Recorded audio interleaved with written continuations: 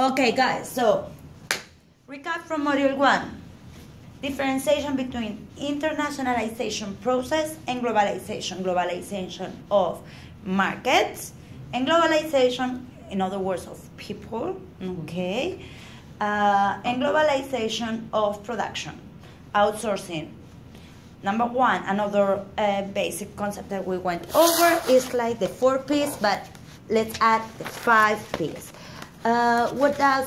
What do they stand for? People. People, very good. Product, price, promotion, place. Very good. Okay, so here we are. People, number 1, product, price, place, and promotion. Why do we go global? Why do we want to expand and be like international? Increase profits.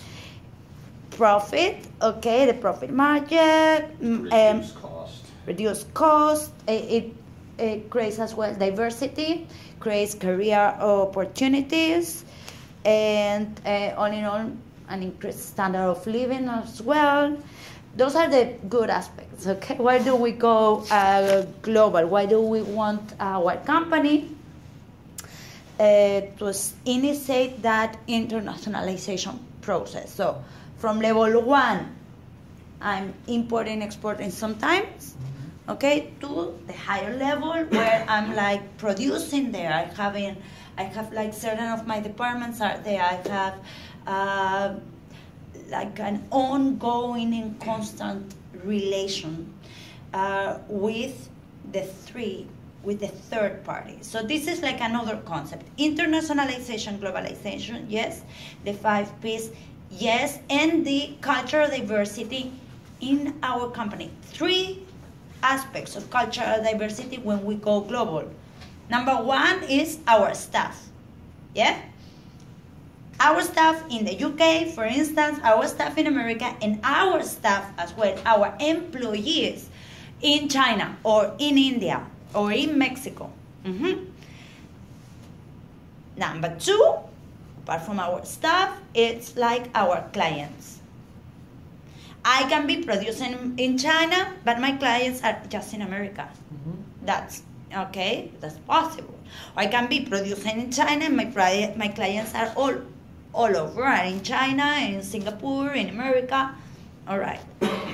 Customer/clients, but to our staff, overseas and here. And the third one is like what? The third? Production. No, we talk about cultural diversity, okay, when we are like an international company. So our staff, our clients, and the people we operate with. Oh, third party. The third parties, that's what I was saying. What is the third one? Third parties, okay? Distributors, that's important. That's important. The warehouse, where are we going to storage our products, okay? Those 3 aspects, very good. So today we're going to move forward, and module 2 is shorter. So we're going to finish module 2, and I will introduce module 3, okay, about branding. That's the only part we're going to see of module 3. Module 2, for now, 2 things. Number 1, before we are thinking about an entry mode, what I'm going to do, joint venture, that's the last step. A lot of people are thinking that on the first stage. No, we don't want that. Number 1 is people. That will be, who are we going to sell that to? Who are going to be our clients? Okay, think about that. So for that, we need information. We need to get a market identification. Then we identify our market, we analyze, we get the segmentation of the market, we target. Okay, this is the people I want to sell my products to. So we target, and then finally the last step would be like positioning. Make sense? So we identify. How do we identify our possible customers or clients? How do you do that? research the current market? Do a research. Surveys and focus groups. Feedback. We get feedbacks, Analyze the competition.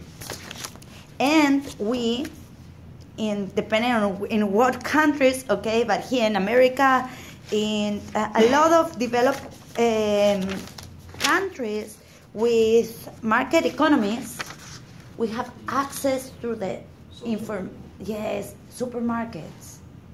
They give us so much information about pH, what type of consumers do we have, what packaging do they use, what is the price, okay? Information, thanks to the digital world, okay, is accessible in many developed economies. In others that we have got like an enormous potential, like China, it is not like that, because how was the percentage? It was like 90% are still little stores, only 10% are supermarkets. Big supermarkets there. Only 10, and it's something new. And I'm exaggerating saying 10%. Look at the population though. They got Huge. so much population. Huge. That's why. Unbelievable. That's why even though like maybe hundreds were already promoted in the market in their country, but still, you know, like the ratio of the markets and the population is so much. Yeah, but if we were at another stage, let's talk about in 5 years' time. The way that China works and the pace that how fast it goes, they're opening supermarkets every month. Yeah. Once you have the information digitalized, it's okay. It doesn't matter if it's 20 or 2 million.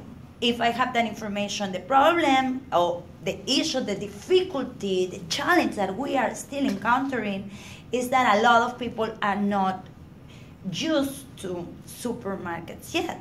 But 10 years ago, they were not used to KFC. They were not used to McDonald's. And nowadays, they are like so successful over there, right? It was very, very fast. Same token with like a Pizza Hut and KFC when back in the 90s, like early 90s, when I used to be deployed in Middle East, and at that time they're not really targeting a good profit from the market because they're just introducing the products. But a lot of those are only foreigners are the ones that's like buying it because they know, like KFC, Pizza Hut. But then now if you go there, like it's everywhere, even in their malls. They're like, they have a food court now with, like KFC and Pizza Hut. And well, some companies have been like great, and like Coca-Cola. Yeah. All right, that is like when you go to the Mount Fuji, you have like a little machine of Coca-Cola almost when you are arriving to the peak. That's the Coca-Cola machine, and the Mount Fuji. How much money do they make over there? Anyway, so Every guy's route has to go resupply that thing. something that I wanted to talk. Okay, it's like. First, identify what is our segment. P of people, the 5 P's. P of people. We want to identify the segments. Once we get that, we want to target. We are going to make a decision, okay, those are the segments that can work, and let's target this one. Once we go that, the last step would be the market positioning. How do we get this information? Things that would be part 2. To be able to analyze this marketing information, thanks to all the data that we can get from the supermarkets. Okay, so it is very important, okay, to know, since I was correcting some of your submissions of Module 1, a couple of students were like working with an American company based in America, like Amazon, for instance. That's not the idea of what we want to do. We have a single main project, all right? That we are going to act as we are the experts, okay, the consultants in international marketing. And we are going to, first of all, like, find what is our company. Preferable not from America, if the entry market is America. So, makes sense, right? That it's not an American company. Look for an Indian company, somebody in an Indian company. Another one, it was like a mobile company from China entering here in the US, for instance, okay? What do we want to do? Identify our segments. Let's simplify, okay, how good we segment the population, the market. Please, help me out. Here in America, in the USA, it's like, we were talking about like Portugal versus the US. Portugal is like more like a monolithic, no. I could say like it's less diverse when talking about different cultural layers that they have. Okay, it's much more smaller country with a unified history, okay, over centuries, and so it's not much differentiation. But in America, there's a lot of diversity. So, number one, we could consider what? Geographic factors. And somebody was saying what? North, south, east, west. So, north and south. For instance, north. What state? Give me a... New York. Boston. New York, No. Philadelphia. Okay, Philly, for instance. Chicago would be north. Chicago would be more Midwest. Northwest. Chicago is more Midwest. Yeah. Chicago, Indiana. Chicago's Right. Oh, so now we have Midwest, okay? So we were saying northeast, Well, it's not just north, south, and east, west. It's north, northeast, south, east, west. Okay, and then northeast And is southwest. different than northwest. correct. And then Southeast south. is different than southwest. Yeah. And then you have all the countries in the middle that are all the states in the middle that nobody Midwest. likes. How do we call them? It's like But it's the not Midwest central. doesn't go all the way down, so there is no southern Midwest. There's only the Midwest. Correct, in the north. Yeah. When I came here, it's like, why do they call this west? To me, it's south, or things like that. Okay. It's related to the history of the country. So it could be Midwest, it's called, or Midwest. Midwest. And what states would be considered from Midwest? Illinois, parts Indiana. of Pennsylvania, No, not Pennsylvania. That's east. Indiana. parts of it still. Really? No. Indiana. What else, guys? It's Pittsburgh. Go ask a Phillies fan. I'm from Philly. What about Denver? Denver. No, is- Like Colorado. What is Colorado? Colorado is west, Yeah, more Yep. west. It's northwest, Midwest. northwest, Midwest. Yeah. Colorado, for instance. Definitely, if I have to think about like west, south, California, Yeah, of course. here, West Coast. West Coast. California is basically the west coast, but then the Pacific Northwest is your Washington Seattle. State, Oregon, Seattle, Oregon. Correct. Washington. Okay.